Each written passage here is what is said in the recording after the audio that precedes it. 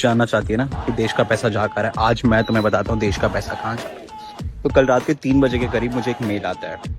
उस मेल पे साफ साफ शब्दों में एक मीडिया एजेंसी मुझसे कह रही है कि हम एक पेड कैंपेन चला रहे हैं, पॉलिटिकल पेड कैंपेन चला रहे हैं, जिसके लिए हम आपको पे करेंगे 40,000 रुपीज फॉर 2 रील्स।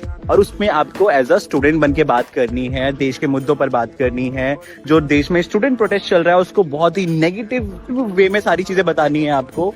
और उसमें आपको बताना है कि ये देश के बच्चों के भविष्य के लिए कितना गलत है, देश बहुत बर्बादी की राह पे जा रहा है, अपोजिशन के बारे में बोलना है।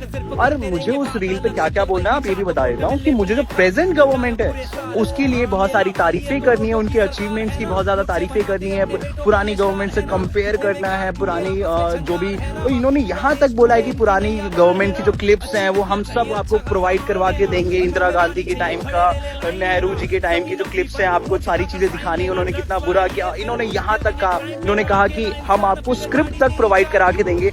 बस इतना पूछना चाहता हूँ, आप एक्टर्स पे, आप क्रिएटर्स पे आप इतना पैसा खर्चा कर रहे हैं पीआर कैंपेन रन करने के लिए, ये पैसा आ कहाँ से रहा है? ये किसका पैसा है?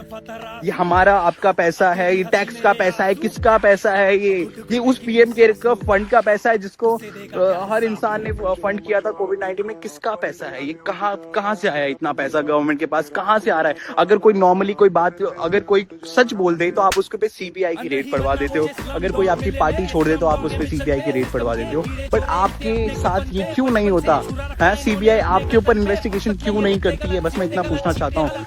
कल कॉकरोच जनता पार्टी के स्पोकन पर्सन थे जेपी नड्डा साहब से जब बात कर रहे थे, उन्होंने एक डिमांड रखी थी ना आपसे कि स्टूडेंट को, आप जितने भी स्टूडेंट मरे हैं उनकी फैमिली को 1-1 करोड़ का मुआवजा। तो आपके पास वो देने के लिए पैसे नहीं है, लेकिन आप यहाँ पे लाखों करोड़ों रुपए, सोचिए एक इन्फ्लुएंसर को 1-1 लाख रुपए दे रहे हैं आप, सिर्फ ये बोलने के लिए कि आप ये बोलिए वो बोलिए। बट आपके पास इतना पैसा नहीं है कि आप देश के पास कि जो स्टूडेंट्स मरे हैं उनके लिए आप कुछ कर सको, कुछ सिस्टम में चेंज ला सको।